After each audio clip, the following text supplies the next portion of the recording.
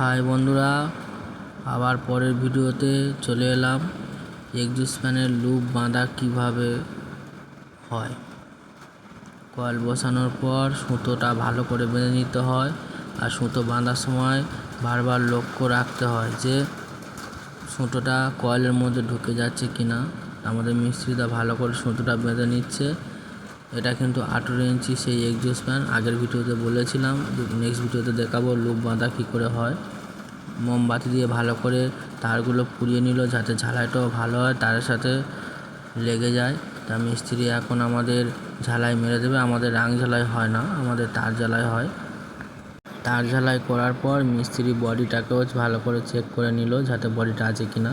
তারপরে 3 নম্বর sleeping tube দিয়ে লুপটা ভালো করে বাঁধতে হবে। এটা এক্সস্ট ফ্যান তো, তারটা দুদিক দিয়ে বেরোলেই সব থেকে বেটার হবে। একদিকে ক্যাপাসিটার, একদিকে মেন।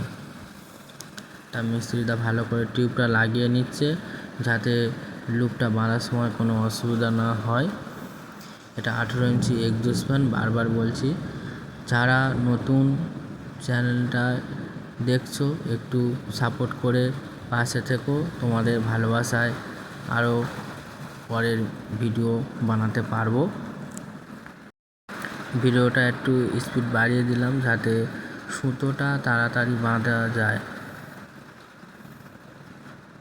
তার সুতোটা ভালো করে আমাদের মিস্ত্রি বাঁধছে, বারবার লক্ষ্য রাখতে হবে তারের মধ্যে যেন কোনো মতেই সূচটা না ঢুকে যায়। মিস্ত্রি বারবার দেখছিল, দেখতে দেখতে লুপটা বাঁধাও আমাদের প্রায় কমপ্লিট হয়ে এলো।